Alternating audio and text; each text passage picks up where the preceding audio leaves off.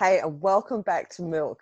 You're with Dawn Williams. Let's pick up where we took off. We're flying, baby. Get it? Milk, baby? Okay, over to you, Ant. I like that one. Very nice. Okay. So where were we? Let's just recap. Let's run it back on katartizo. Let's have a look at that. Was formed. So we're looking at the word formed. So we're going to go to Strong's. So to complete, prepare. To complete, prepare. Form. So when you form something, you're preparing it, and when it's formed, that's complete. So let's go back to the study.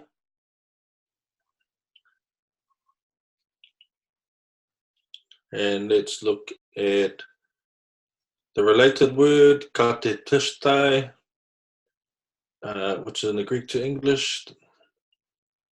So if we go back and look at this, so we're looking at formed.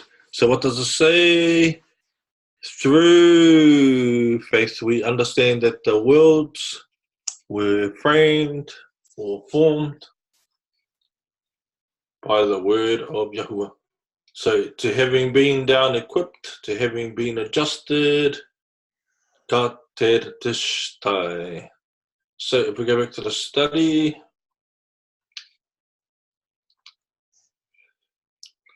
to convey the word formed, so let's look at plastos, like a plaster. Formed, molded. Okay, let's go back to study. Morpho.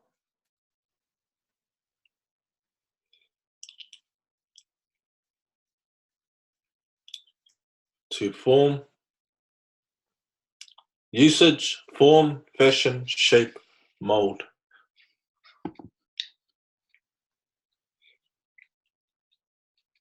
Let's go plasma.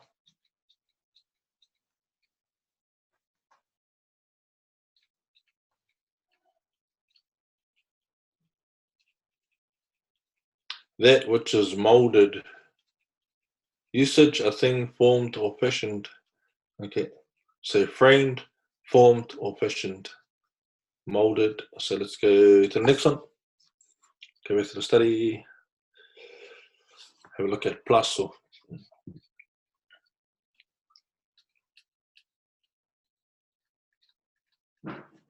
To form. Okay, go back to the study and look at episkazo.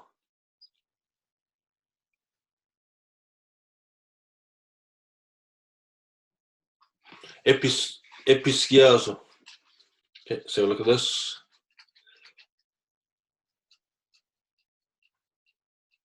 To overshadow, envelop.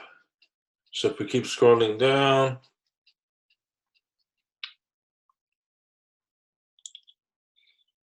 and somewhere you'll see, keep going down. Stop.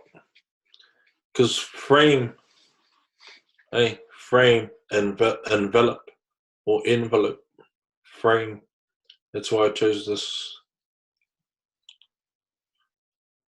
From epi, down the bottom there, Strong's Exhaustive Concordance, overshadow.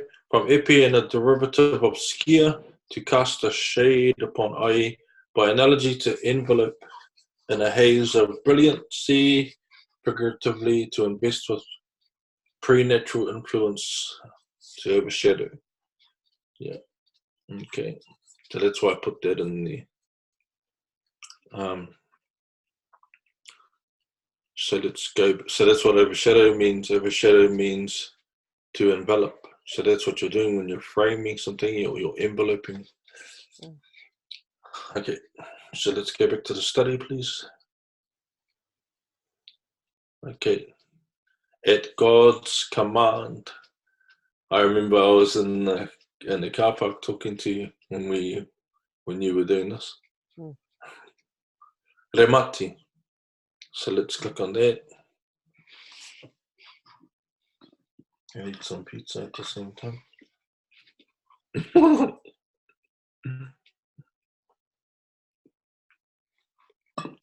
Mm.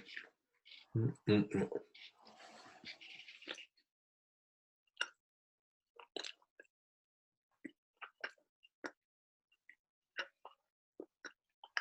The mati to declare, make a declaration.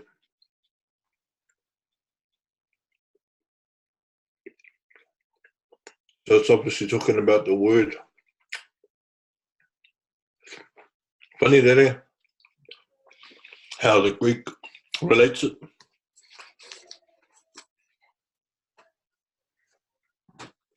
Relates it as declaration. So we go back to the study.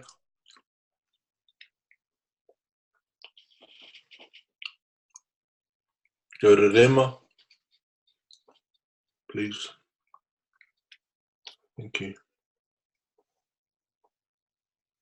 Rema, a word, by implication, a matter. Usage, a thing spoken, a word or saying of any kind, is command, report, promise. Funny that, eh? The word of God is a promise. Mm. A thing, matter, business. Good. Go back to the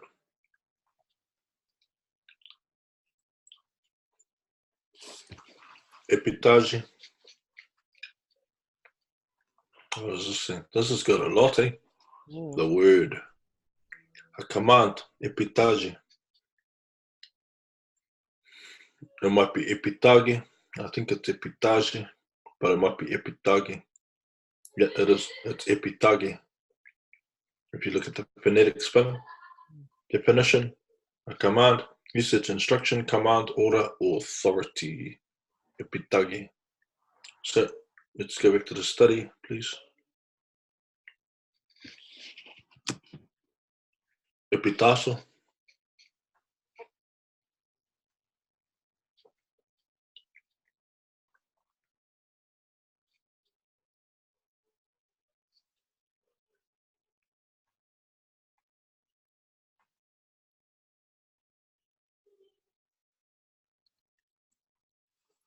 So epitaso, to arrange upon, i.e., to command. If you pull up a new tab, please.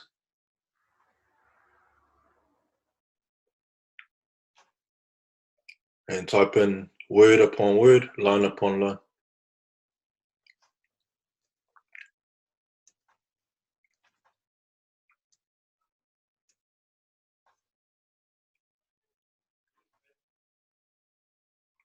Isaiah 28:13.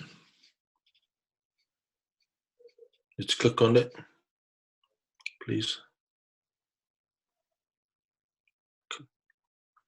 So then the word of the Lord to them will become, do this, do that, a rule for this, a rule for that, a little here, a little there, so that as they go, they will fall backward. They will be injured and snared and captured.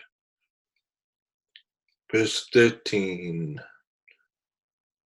Then the word of the Lord will come to them, order on order, order on order, line on line, line on line. Yeah. So if you go back to Strong's, the first tab after the study, to arrange upon, i.e., to command. So that's what that scripture is about. Bible Hub, killing it. If you go back to the last Bible Hub tab, the last one, that's the first one.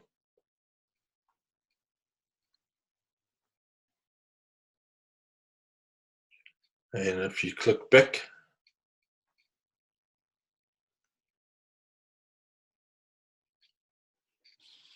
scroll down, please. Hold on, go up, please. Go to Acts 17, please.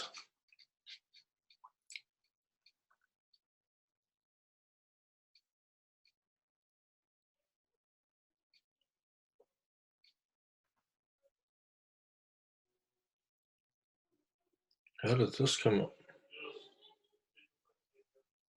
Can you type in X? Hold on. If you go back, no, go back. X 17:11. So type in X 17:11.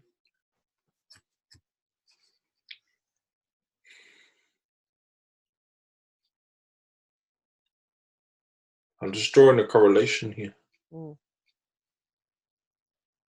Okay.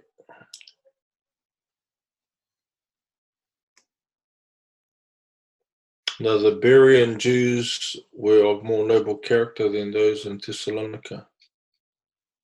Did we get that right?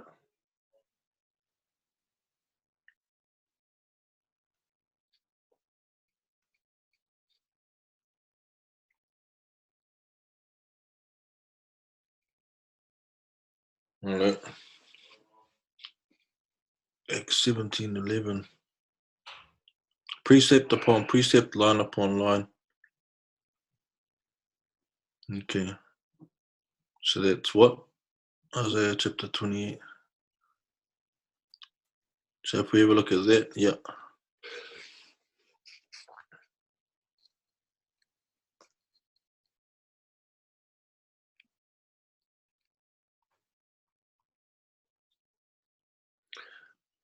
There you go. Another keystone scripture. For precept must be upon precept, precept upon precept, line upon line, line upon line. So that's talking about the ordering. So if we go back to the first tab,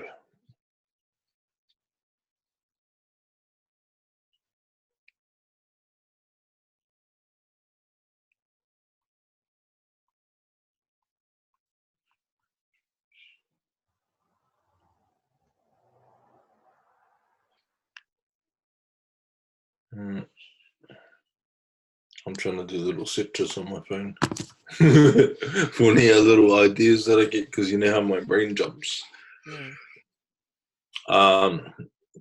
Okay, so let's look at prostaso.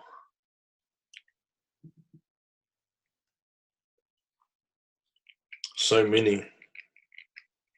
I just hope I remember. To place it, give a command. Okay.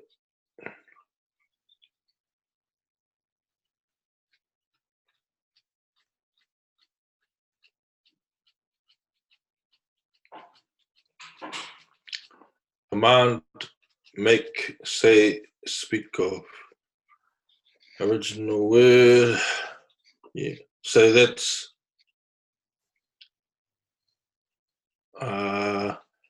real. Real. Okay, so go back to the study, please. So here it's talking about command or word, Yahuwah's word. So Galeo, let's have a look at this.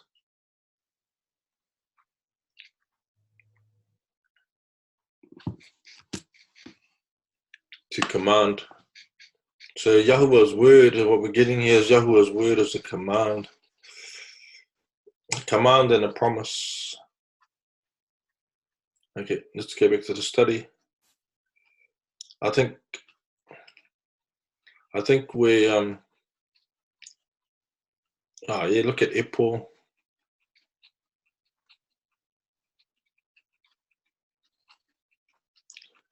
Answer, bid, bring word, command, bring word, command. And let's look at the last one.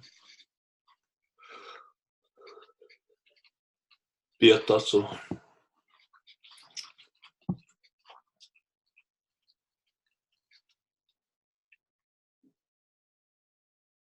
To arrange thoroughly. There you get it again. To arrange thoroughly, i.e. to charge, appoint. To arrange thoroughly, to charge, appoint. I give orders to prescribe, arrange. If you scroll down, please.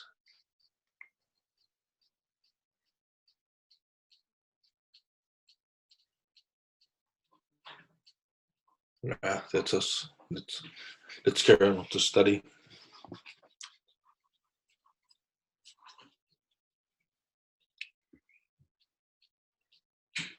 Okay. So what is seen, blipomen, is related to what is seen according to. So blipomen, we've already been to this one. It's to, if you get a Strong's Concordance,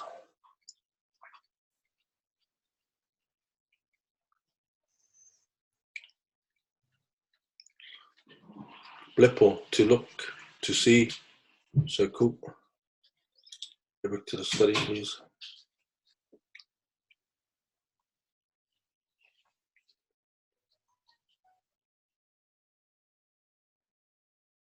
So look at, was made out of me'ek phenomenon, final, which is where we get the word phenomenon from, was made out of. So if you click on final, actually click on me'ek phenomenon. Yeah, just so people can see where we're getting it from. So there it is down there, no out of appearing. So what is seen, so that things which are seen, blepomena, were made out of things which do not appear. So that's what that's saying. So that things which are seen, to look, to see, were made out of things which do not appear. Interesting.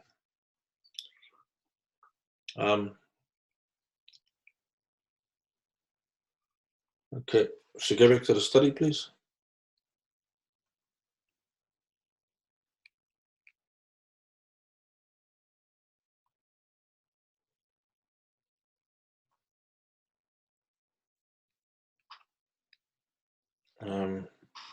Now, final. So click on final. Yeah.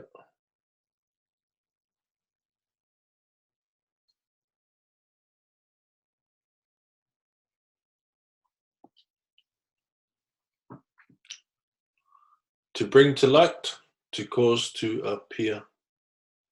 So that's what final means. So let's go back to the study, please.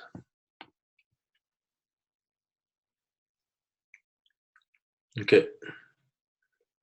Final is a direct relative to the word phenomenon from Strong's Concordance. What was visible, blepomena, gegonenai. So if you click on those two words, blepomena, it'll probably take you to blepo. Yeah, to look. So we go back to study and click on gegonenai.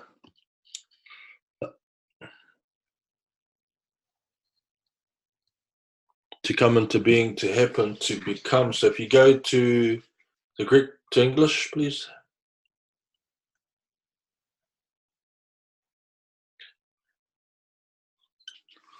Blepomena gegogenai.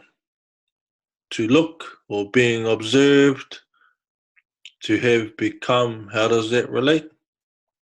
Because me'ek phenomenon means were made not of things, and then blepomena gegogenai, which do appear. So it's saying so that things which are seen, which is blepomena gegogenai, things which are seen, were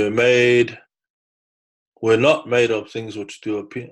So me'ek phenomenon. So here it looks like the Greek is backwards, because if you only know English, then it's making the Greek look backwards, but it's actually the opposite.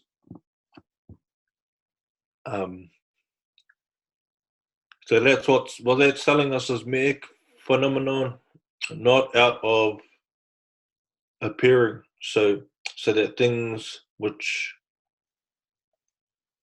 are seen, which is talking blepomena gigogena, being looked, being observed, to have become things that are seen, were not made of things which do appear. Me'ek phenomenon, not out of appearing, or things that appear. Yeah, cool. So where are we? I think what we can do is what I'm going to do. Where are we up to? Verse 4.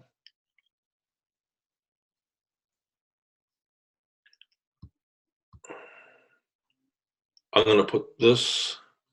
So this is the Greek study, Greek to English. So what I'm going to do is I'm going to put this in another doc from verse 4. I'm going to cut it. And then what we're going to then do is you're going to copy and paste the English version from verse 1 to verse 4, and then we're going to run through it and have a look at it. Have a look at the English.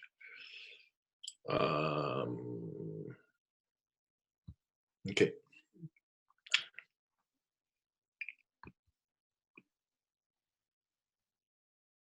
Yeah. You punk. Okay. So what I'm doing here is I'm just creating.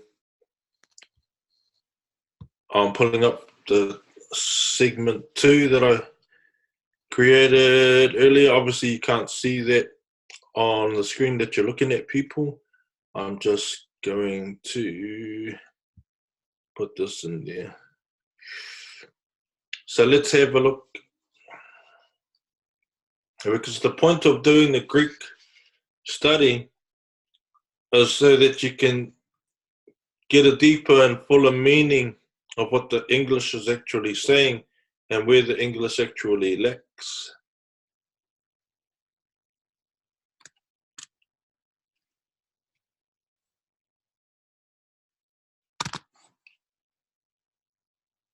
Okay, so if we put verse from verse 1, so if we go verse 1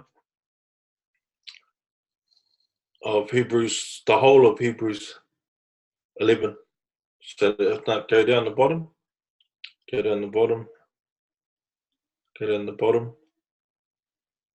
What do you mean? Yeah, so there, so where you got your cursor, yeah, with the pink, where it's pink, you want to copy and paste Hebrews 11, the whole of Hebrews 11.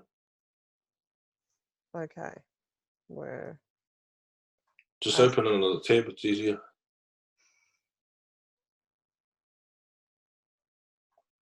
Just open it in the English.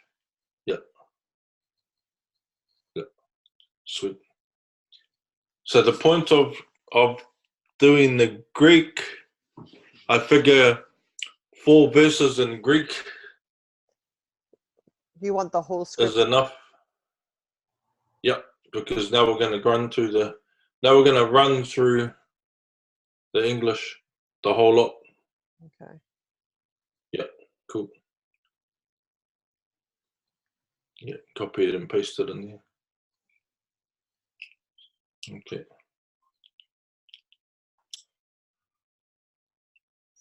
Okay.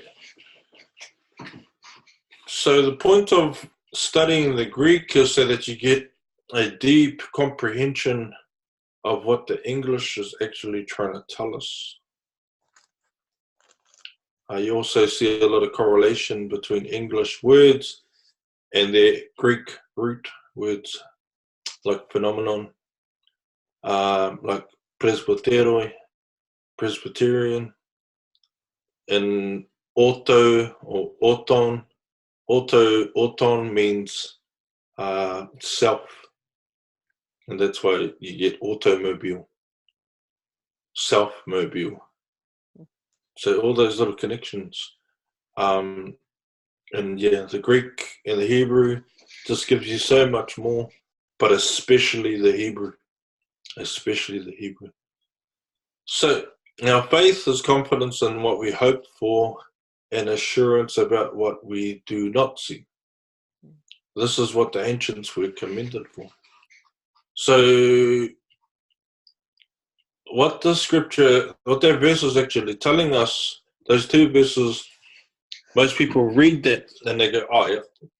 So they never saw heaven because that's what they were hoping for. But that's not what this is saying.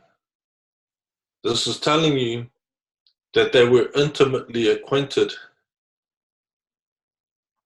with what the eyes see and the spiritual or scientifically microscopic things that go on that they couldn't see with their bare eyes,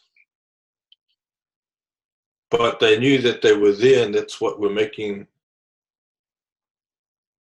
the things that are seen. They understood that the things that are seen are made out of things that cannot be seen with the naked eye. So we've been led to believe that the Jews were primitive, basic people, but they weren't.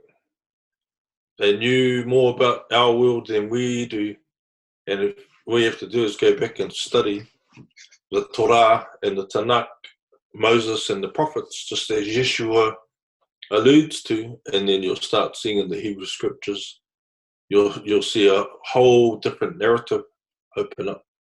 An example of that is the Ark of the Covenant. So you've got the nation of Israel, Caleb and Joshua, who have surrounded the city of Jericho, the walled city of Jericho. So these are Jews who are intimately acquainted with their world and what the Ark of the Covenant really was. Because if you read that story and you understand that that city was a Nephilim city, and then you know that the Nephilim are the progeny of fallen angels, aka the Watchers and women. And then you go into the book of Enoch, who's mentioned in here in verse 5. By faith, Enoch was taken from this life, so that he did not experience death. He could not be found because God had taken him away. For before he was taken, he was commended as one who pleased God. And without faith, it is impossible to please God. So we're talking about Enoch. So all the information about the Watchers who came down and had sex with women and created the men of renown, as mentioned in Genesis 6.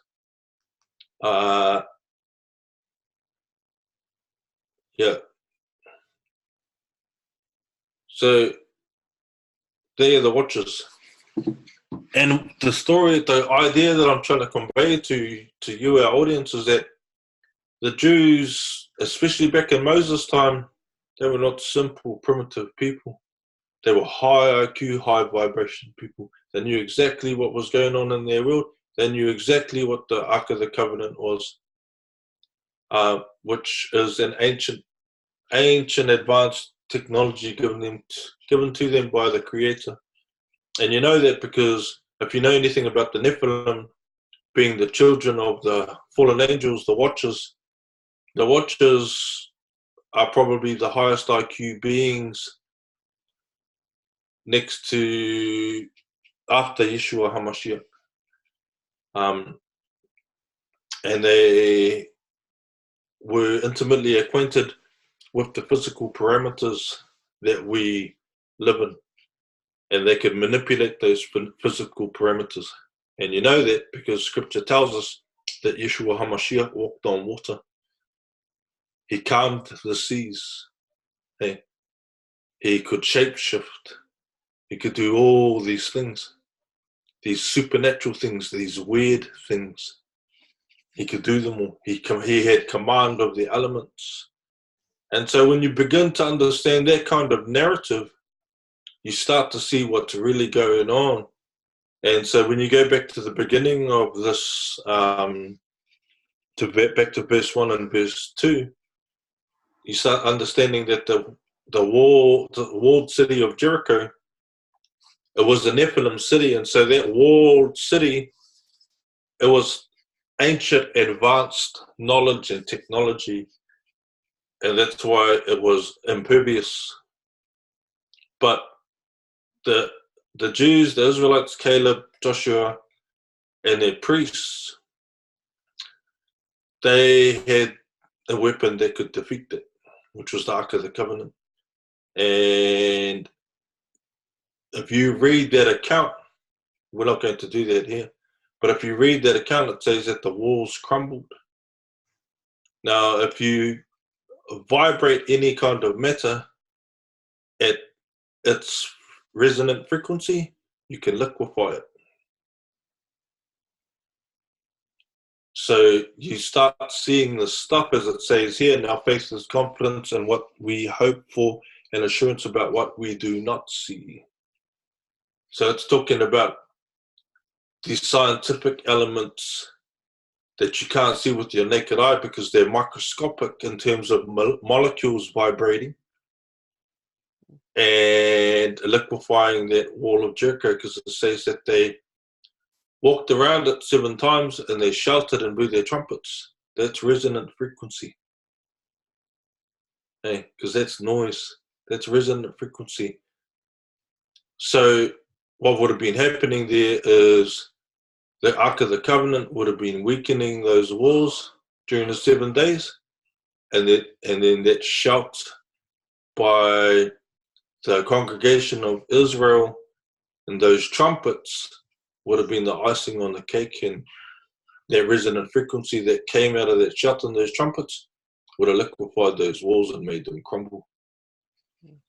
And so when you look at it from that perspective, you're seeing a whole different story unfold here. And another one is when the Philistines took the Ark of the Covenant and they broke out in boils and died. That's radiation. That's radiation poisoning. And all you have to do is look at the walls and look at the look at the type of radiation that's happening with atomic bombs like Hiroshima, etc., etc. All you have to do is realize that Solomon said there is nothing new under the sun. What has been before is now. And Yeshua HaMashiach said it best when he said, as it was in the days of Noah, so it will be at the coming of the Son of Man. And it's funny because Enoch, critical characters there, Enoch and Noah are mentioned here. So now faith is confidence in what we hope for and assurance about what we do not see. So they were intimately acquainted with these things, and that's why they had confidence and assurance. They didn't have a blind faith. They were intimately acquainted with these things, with the scientific, which they would have seen as spiritual. And the problem with a lot of people today is they separate the spiritual from the science, and that's quite the opposite. Science and spiritual, they are one and the same. This is what the ancients were commended for. By faith, we understand that the universe was formed at God's command, so that what is seen was made out of what was visible. Was not made out of what was visible, sorry. So they understood that everything that they could see with their naked eye was made out of what their naked eye could not see. Atoms and molecules. They understood that. They were intimately acquainted with this knowledge. And Nikola Tesla was also intimately acquainted with the same knowledge because he discovered the secrets of the Ark of the Covenant and what the Great Pyramid of Giza was formerly. And he built a device that produced wireless electricity. Imagine that, wireless electricity. So it's electricity that could pass through the body and not harm you and light up a light bulb. You guys can do your own research on it, but you start seeing this stuff and you start looking at it from a scientific perspective, it changes the whole narrative of the Bible. And that's why Yeshua says, go back, beginning with Moses and the prophets, because you read the New Testament first, you miss it. You miss it all. By faith, Abel brought God a better offering than Cain did. By faith, he was commended as righteous when God spoke well of his offerings. And by faith, Abel still speaks, even though he is dead. By faith, Abel still speaks, even though he is dead. By faith. By faith. So what is faith then? What is this passage getting at? And what is the elementary nugget that Paul is referring to when he talks about faith in God? It's bigger than just what we think faith is in, because this is telling us a story. Faith is not what, and I'm not taking a dig at the church, even though the church's teachings are wrong, because they'll teach you that faith is blind faith, but that's not what the scripture is telling us. And the more you learn about what's going on in the Torah, which is where the law is, which is where Yeshua said he did not come to abolish the law or the prophets, but he came to fulfill them. So him knowing all things and being all things, and you know this by all the miracles that he performed, he would have had an extensive knowledge on the elements that were in the ground. When he was healing people, he didn't just pick up some odd bit of dirt, spit in it, stick it on somebody's eyes. He knew the healing properties that he could energize with his resonant frequency, his energy, and cause that to heal people. And people might go, hey, what the heck are you talking about? Well, there's a reason why the ancients used to wear stones on necklaces, because your heart projects a toroidal magnetic field, and if you wear a necklace with a stone on it that has a resonant frequency that heals, then your magnetic projection from your heart activates that resonant frequency in that stone and starts healing you. And that's why they used to wear stuff like that. Today we think, oh, let's just wear it because it looks good. That's not why they used to wear them. How do I know this? Because I lived in China and that's where I learned it. So yeah, once you start understanding the real world, and then you start marrying the real world up with scripture, it changes the narrative of scripture. And it's funny because this scripture is backing up what Yeshua is talking about when he said go back to Moses and the prophets, because all of these people in this, and it's talking about faith as an elementary thing, as milk. All these people are in the what? In the Torah. Abel's in the Torah. Go down, Enoch's in the Torah. The books of Moses, for those who have just joined us, is the Torah. You scroll down even further. Noah, he's in the Torah. So let's scroll down, please. So Noah, by faith Noah, when warned about things not yet seen, in holy fear built an ark to save his family.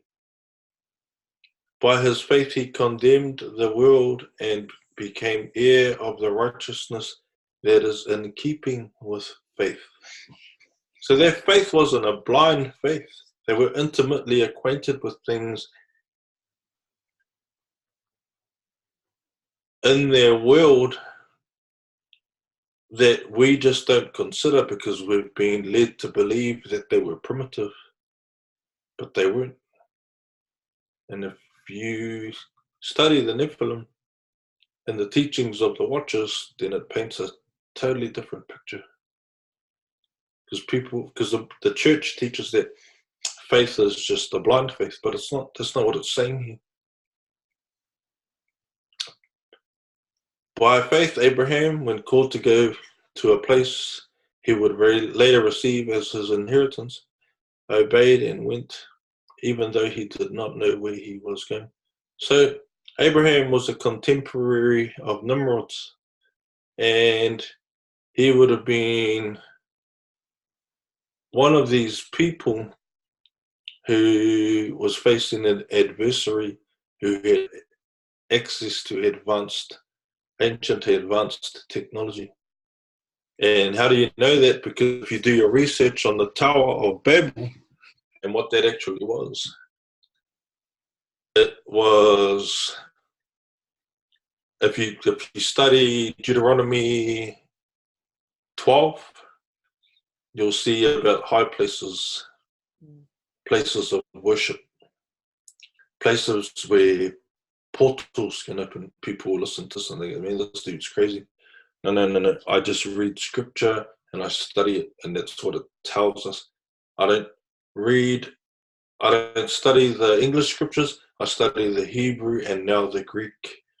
And the Hebrew is the keystone, just as Yeshua says in Luke 24, and especially in 27, where he says, beginning with Moses. That's probably, that scripture there is probably the Rosetta Stone in all Holy Scripture, because it points us back to Moses, to the Torah, and the prophets, the Tanakh, and all the information that we need to understand the New Testament is all in the Torah and the Tanakh. And so when you go back and you look at these guys, especially Abraham and Moses, because they had intimate acquaintance with ancient advanced technology.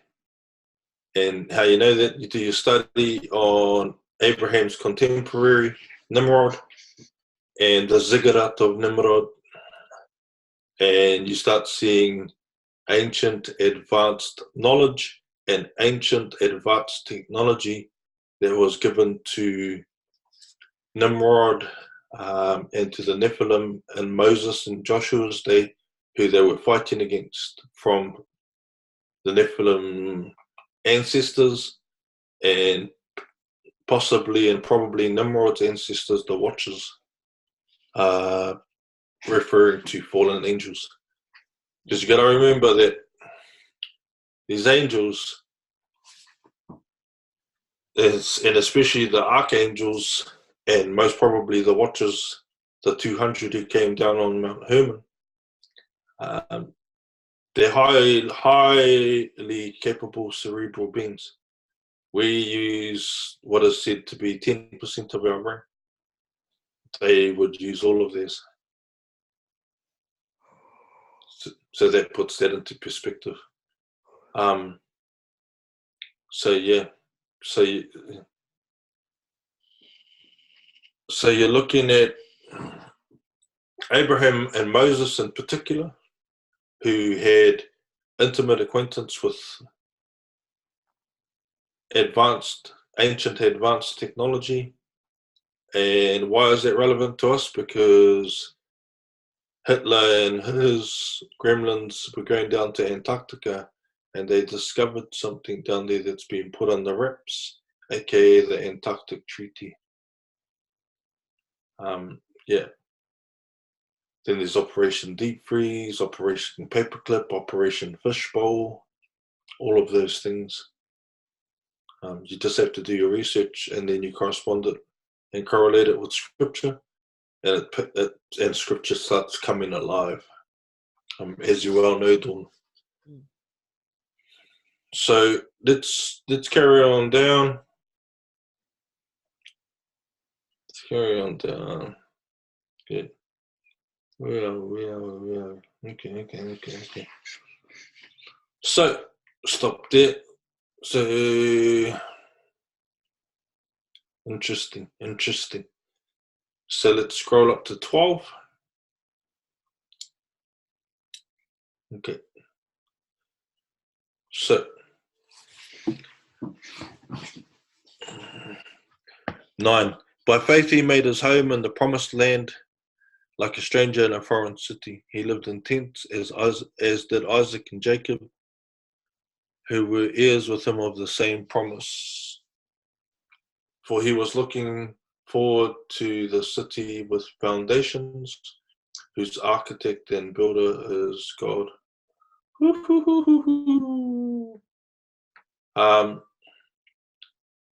Open up Revelation 21, please.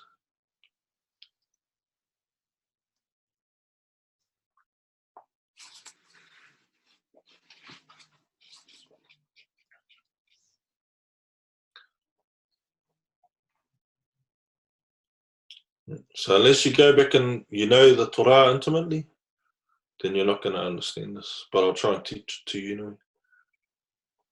I saw a new heaven and a new earth, for the first heaven and the first earth had passed away, and there was no longer any sea. And I saw the holy city, the new Jerusalem. Now go back to the study, please.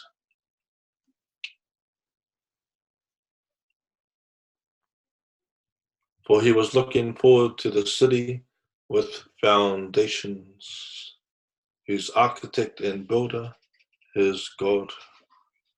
Go back to Revelation 21, please.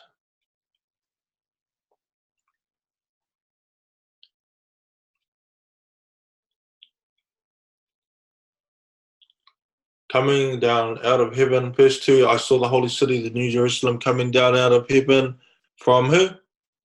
God. In Hebrews 11, we're talking about Abraham and his heirs, Jacob and Isaac. It's talking about they were looking forward to the city built by who? Whose architect was who? God. Prepared as a bride, beautifully dressed for her husband. And who is her husband? And I heard a loud voice from the throne saying, look, God's dwelling place is now among people. Well, hold on, heaven's up. Oh, so we must be all going up. No, because what does it say here? Coming down out of heaven from God. To where? To the new earth. How do you know that? Because it says, then I saw a new heaven and a new earth. For the first heaven and the first earth had passed away, and there was no longer any sea. I saw the holy city, the new Jerusalem, coming down out of heaven from God, prepared as a bride, beautifully dressed for her husband. And I heard a loud voice from the throne saying, look, God's dwelling place is now among the people, and he will dwell with them. What was the original purpose of the garden? So that he could dwell with his people. Hey, Adam and Eve were told to what?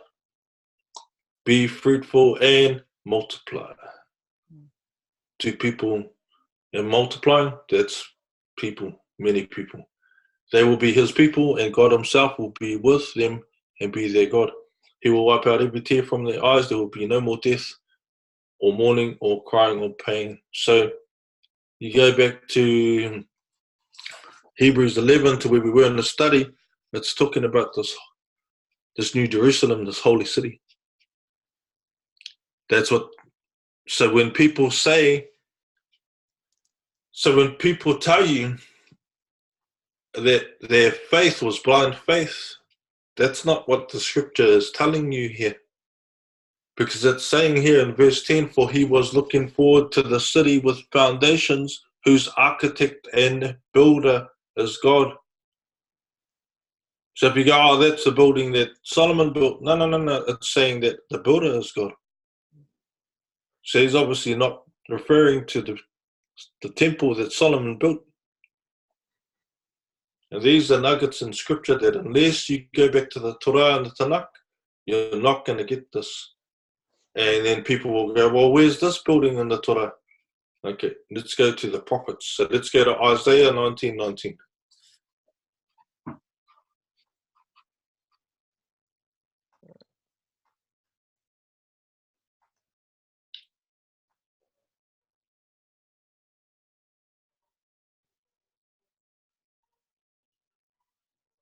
There's so much to unpick here. Oh, yeah. It's good. Okay, so Isaiah 19:19. Okay, so people will go, well, we're talking about Revelation and talking about the New Testament, but here's the golden ticket. Isaiah 19. In that day, there will be an altar to the Lord in the heart of Egypt, and a monument to the Lord at its border. It will be a sign and witness to the Lord Almighty in the land of Egypt. There will be an altar, a monument. Now, if you go back to the study, please. So we're talking about a city whose architect and builder is God. Now, if you come down, scroll down to Egypt, to where it starts talking about Egypt, keep coming down. Yep. Okay, go up to 26. 26, okay. By faith, Moses, when he had grown up, refused to be known as the son of Pharaoh's daughter. He chose to be mistreated along with the people of God rather than to enjoy the fleeting pleasures of sin. He regarded disgrace for the snake of Christ as of greater value than the treasures of Egypt. Now, I don't know what this says in the Greek, because we're obviously in the New Testament, but I can tell you this, that Egypt is very significant, as was just pointed out in Isaiah 19:19, because it's talking about an altar, a monument built as a witness to Yahuwah, to God, and to Egypt. Then it goes on to say Egypt because he was looking ahead to his reward. I wonder what that reward is. I wonder what that reward is. By faith he left Egypt, not fearing the king's anger. He persevered because he saw him who is invisible. By faith he kept the Passover. Now, I'm just going to tell you guys this, and you're going to have to listen and then go and have a look at meal 1.1a and the explanation for Isaiah 19:19, what Moses is looking forward to and what Abraham is looking forward to.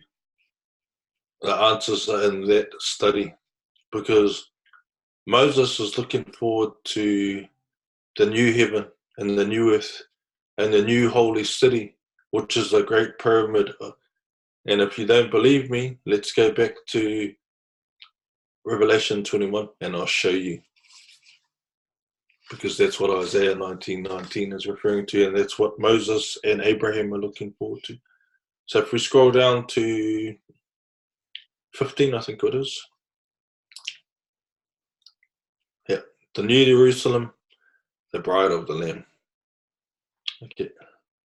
So if you scroll up to the New Jerusalem, okay. Yeah, the New Jerusalem, the holy city coming down out of earth that Moses and Abraham were looking forward to.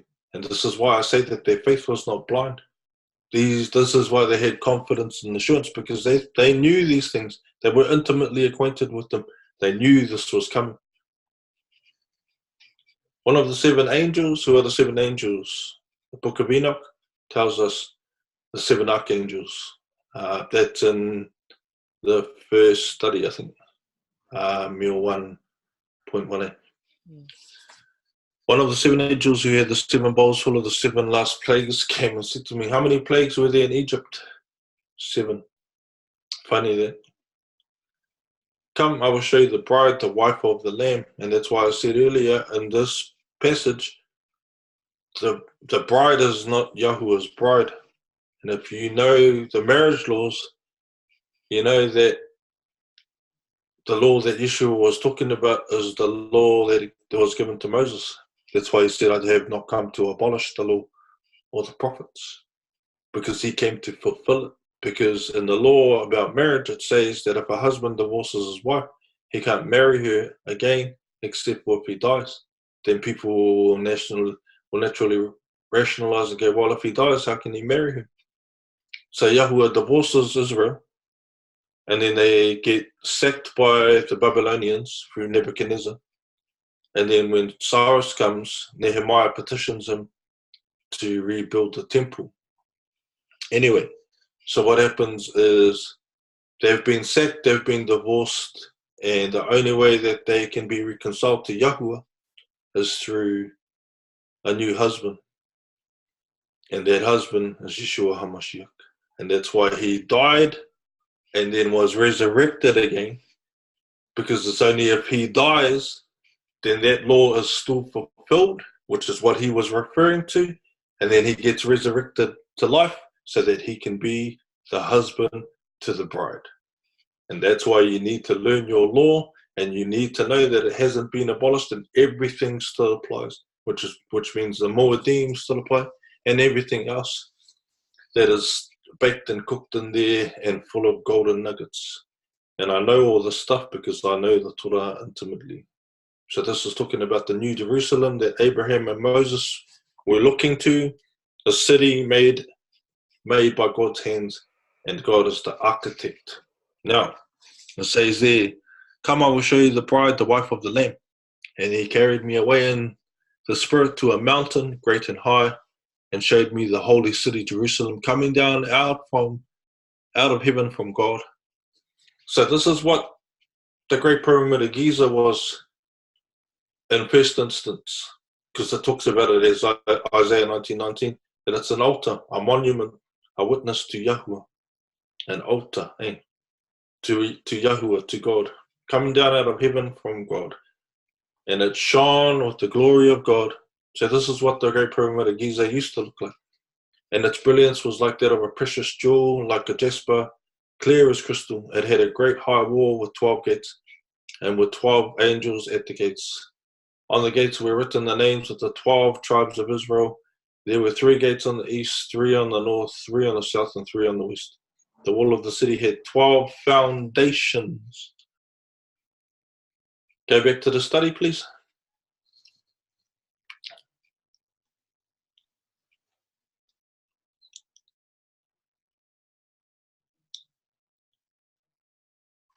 Scroll up to Abraham. Up to Abraham. Up. Wait, stop. Come down. Come down.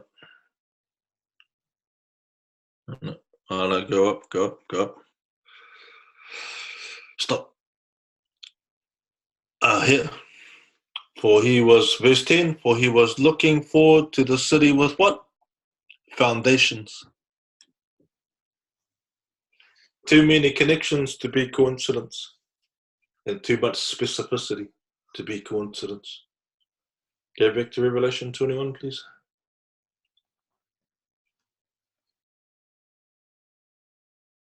Okay. 14, verse 14, the wall of the city had 12 foundations, and on them were the names of the 12 apostles of the Lamb. Wow, the names of the 12 apostles of the Lamb. How many apostles were there? 12. How many disciples? 12. So their names are going to be written on the wall of this new city. Now here's the kicker. The angel who talked with me had a measuring rod of gold to measure the city, its gates and its walls. The city was laid out like a square. The Great Pyramid of Giza has what?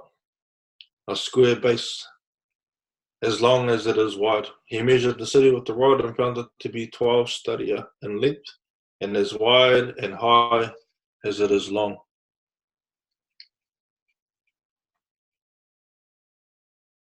the angel measured the wall using human measurement, and it was 144 cubits thick. So that's talking about the wall around the city, the wall of the city that had 12 foundations. But if you actually look at the city, was laid out like a square. The Great Pyramid of Giza has square. So the Great Pyramid of Giza is actually being corrupted. It's being corrupted. And in my mind, it was built by Enoch, which is why which was his sacrifice to Yahuwah, which is why he pleased Yahuwah. So it would have been Enoch and the angels that built the Great Pyramid of Giza, or the Great Pyramid of Yahuwah. And if you have a look at these measurements, the city was laid out like a square as long as it was wide. Great Pyramid of Giza has a square base. He measured the city with the rod and found it to be 12 stadia in length and as wide and high as it is long. The angel measured the wall using human measurement, and it was 140 cubits thick. The interesting thing to note here is that it doesn't give you any measurements for a roof. And if you can get that, and if that drops with you and you comprehend it, you're looking at a pyramid. You're not looking at a square building or a rectangular building. You're looking at a building that has a square foundation and then comes up on all four sides to the point in the middle like a triangle.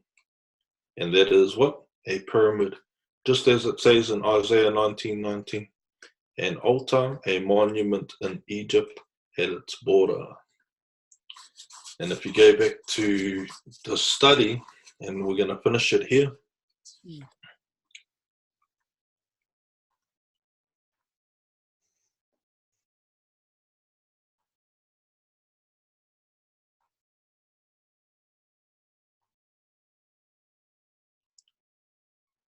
All these people mentioned in this particular passage of Holy Scripture, they were all looking for this new heaven, this heavenly hope. And that's what Hebrews 11 is about. It's about the new Jerusalem, the new city.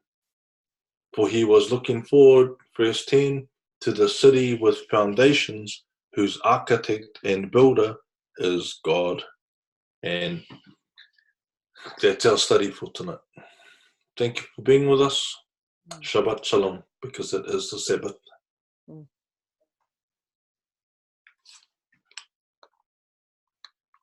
How the heck did I see that?